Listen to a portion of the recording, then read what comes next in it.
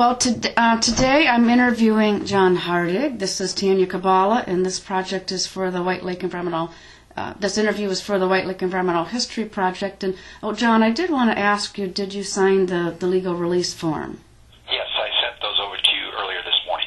Okay, thank you very much. And I'd like to start out by asking you a little bit about your background and how does that have a connection to White Lake? Yeah, well, first of all, it's a pleasure to be with you today, Tanya, to talk about this, and thanks for doing this wonderful project. I was back in the 70s. I was an employee of Michigan Department of Natural Resources working on the Great Lakes Nearshore Surveillance Program, and we were looking at some, pollution problems along, Lake Superior, Lake Michigan, Lake Huron, Lake Erie, and the connecting channels. And White Lake popped up because of, back then, it was primarily, Hooker got a lot of attention, Hooker Chemical Company, because of the groundwater contamination. And some studies were done, and the DNR, estimated that about 368 kilograms per day of chlorinated hydrocarbons were entering the lake and contaminating wells in the area. And so we were working on those studies, and it was an area of concern where contaminants and water pollution was impacting beneficial uses and impairing them. And so we worked through the International Joint Commission to propose a RAP process, a remedial action plan process. So, my sort of first memories of all of this is back in the Hooker Chemical days when that we had measurable loadings of contaminants like hexachloropentadiene, cyclopentadiene, that was C56 going in, and carbon tetrachloride and trichloroethylene, those kinds of compounds going into the lake. And then working through the International Joint Commission to get a comprehensive and systematic process to clean these areas up called the RAP process. We got it we got a recommendation from the Great Lakes Water Quality Board. We put that forward in 1984, and it became official. All 8 Great Lakes states, Michigan and the 7 other Great Lakes ones, and the provinces of Ontario and Quebec, committed to a RAP process to clean these areas of concern up. So that's when I got to meet you. Okay, and do you have any initial memories of White Lake or the area? I mean, just your, what you remember from, a visual perspective? I just remember the barren, Hooker site, you know what I mean? And trying to get, back then everyone trying to intercept the contaminated groundwater, so trying to get a series of purge wells in there, and obviously going to court over that as well, to do that. So, almost like a abandoned brownfield kind of look to the area and everything, and yet there were portions of the lake that were just an incredible recreational resource and beautiful, right, as a coastal lake. And so it was almost like a paradox between the heavy chemical industry and this unbelievable recreational resource called White Lake. Well, what kind of involvement did you have in the early stages of getting activity going on White Lake? I got a chance to go after my days at Michigan DNR, and I went over to the International Joint Commission in 1984, and my job was to get the RAP process off the ground for the Great Lakes Water Quality Board. So I got a chance to visit, back then there was 42 areas of concern before they added Presque Isle Harbor, Erie, over in Erie, Pennsylvania, but there were 42, and so to sort of get it off the ground. So what are the problems? Do we have a good, assessment of the geographic extent of the problems? How much contamination is there? How far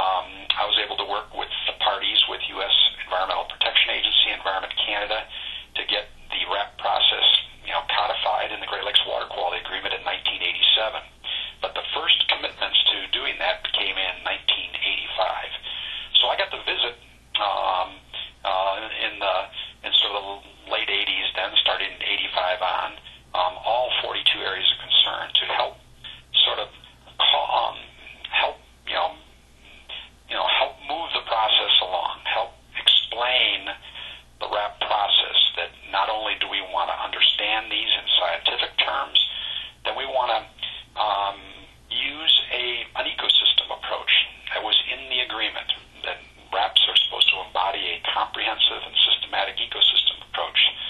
So that is that was a change for governments, and from a top-down command and control, telling everyone what it's going to be and how it's going to be done, to more of a bottom-up approach that would involve all user groups, and accounting for the interrelationships between land, air, water, and all living things, including humans, and then involving all these stakeholders in of a plan and implementing the plan. Everyone was hopeful that it would only take, a relatively short amount of time, 10 years or 15 years. One of the rap groups said, well, we hope to get it done in 20 years. And here we now are, over 25 years later, and people say, well, why does it take so long? Well, in some of these problems, like White Lake, were not created in just a few short years, like a decade. It took over a century to create some of these problems, and so how can we expect to solve them in a short period of time? But it's been really heartening for me to see how the whole process has moved forward and laid the groundwork for what needs to be done, and then when money became available, to get some money to do the things that are now helping restore impaired beneficiary uses. Now I know, you were very helpful when you visited the White Lake area, John. We were very lucky to have you, and I think, in some ways, I think your role for us was one of a cheerleader. You guys, good that you're getting involved and providing us with the assistance that we needed to get started on, looking at the problems and beginning to address them. Is that typical of the role that you played in the areas of concern? Yeah, that was sort of like come in and explain the process, but then create some cooperative learning. You can remember, Tanya, how we held rep forums, and we were once a year we bring all the groups together and to try to share, so that everyone can learn from each other's experiences too, and then get the collective weight behind, the need for cleanup, and remediation. And so,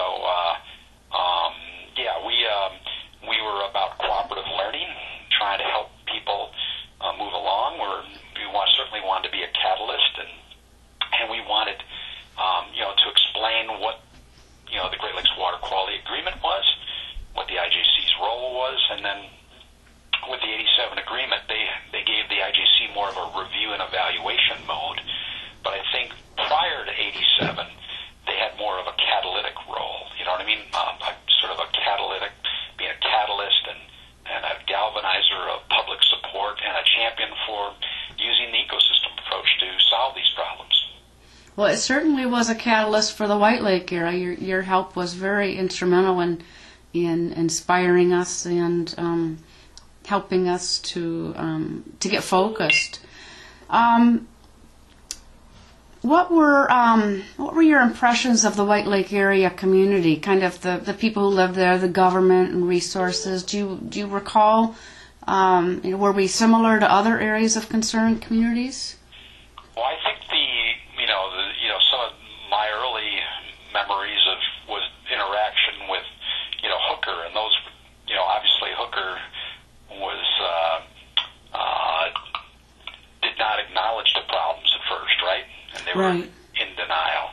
And so those were some of my first memories, and then it was, there were a lot of people in the town who were sort of dependent on some of these industries for their jobs, and then there were a few people like yourself and others who really thought about longer term in terms of what this lake could be and what it could mean to quality of life, to future economic base of tourism and outdoor recreation and sustainable development,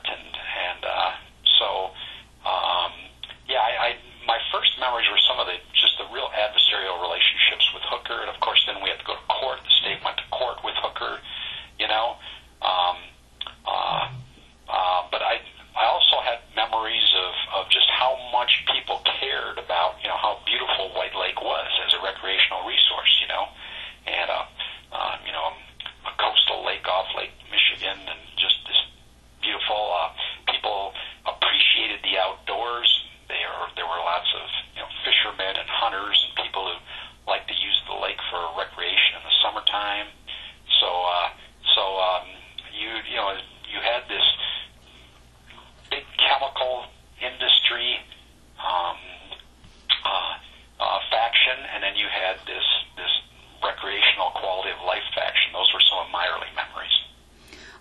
impact do you think the White Lake area's industrial pollution had on the community, or maybe communities just like this in general, just an overall impact? I would say, well, these, can you imagine where we have this big chemical pollution? It's been huge. The legacy that some of these chemical industries left in terms of contaminated sediments and contaminated groundwater and groundwater, loadings to surface waters, is a huge legacy and liability that was left over. And at first, many of them were in denial as to the problem or the severity of the problem, and then working through systematically to do something about it. And we all know that there's no perfect solution to it, but clearly much can be done, as you can see in White Lake and other places where we can, mitigate these problems and make some major improvements in restoring impaired beneficial uses. What lessons do communities like the White Lake area often learn from their pollution legacy? I think, one of the big lessons is that, it is their lake. I think the people that live around there, they're not separate from the ecosystem. They're part of it. It's like the difference between house and home. It's, an ecosystem, you're part of the ecosystem. So people, I think, learned that they're part of the ecosystem, and so these contaminants can affect not only fish and wildlife, but can affect them over the long haul. I think then with that, if you recognize that, you have, this is your lake, your ecosystem, you work a little harder to be a good steward of it, and so taking some ownership of the cleanup process, that's where people like you, Tanya, were so important, leaders to step up to bring new people into the process, to build some support for cleanup, and to hang in there until money could come, And so I think this whole concept of local ownership is a really important lesson, and then perseverance, to persevere through the long struggle years, and see now, look at the results, which is so heartening to see what's happened. What is your knowledge of White Lake's current health and status? Are you familiar with some of the activities? No, I'm not. Maybe you could go over a few of the things. I know a little bit about Cannery Bay and some of the things, and the outfall of Hooker, but I don't know everything. I know you're working on some habitat and wonderful things too, But well, we actually have officially removed 4 of the beneficial use impairments or problems in the lake, and so we have 4 more that are likely going to be officially removed this year, and then with a date of possible delisting, removing the entire area of concern designation in 2014. Yeah, that's wonderful. And are you seeing a response now from sort of in terms of tourism and recreation? Is the perception of the lake different now than before? Again, when I came here, there was sort of a perception of White Lake as, we're just part of, the backyard of chemical industry. And this is sort of the cost of doing business with chemical industry. And is that changing now, the perception? I mean, that you've got this unbelievable, coastal lake off Lake Michigan, and it's an amazing resource. And is that changing? Well, I do think that there is certainly more of an attitude of stewardship, and I think people, are going to be, much more careful about what happens in the community related to the lake and potential pollution. I think the perception issue is still, I think there's still a perception that the lake is polluted, and I think, that will change over time as people realize the progress that's been made. Yeah. I think another thing is this whole thing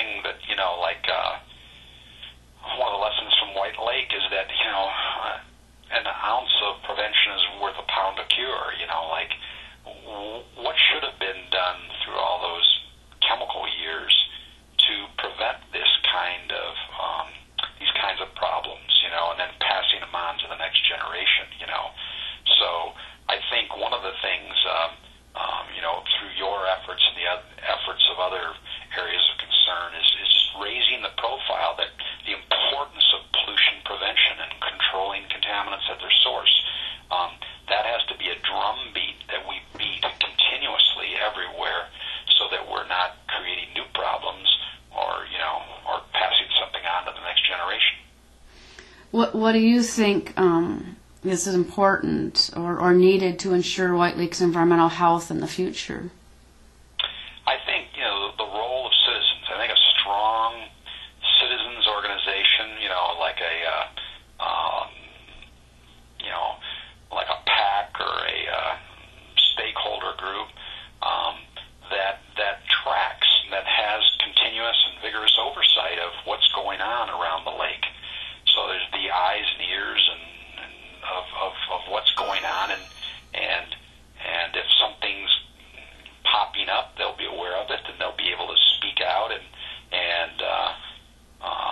deal with it before it becomes a major issue or a major tipping point. I think that's really important. So, and then I think also of this whole broader educational campaign that we're going through, that, the role that all of you play in educating all the stakeholders group about stewardship, Aldo Leopold said you have to learn to love the land to be a true steward of it. It's only when you reconnect to the resource and have that personal relationship and begin to care for it that you can learn to love it, and then you will truly act accordingly and be a good steward of it. So I think we have a long ways to go on that in terms of society, but I think you guys are doing some really yeoman's work in that area in educating everyone, all the stakeholders groups, whether it's in the area of being good stewards and learning to live sustainably. Is there anything I haven't asked, John, that you would like to address?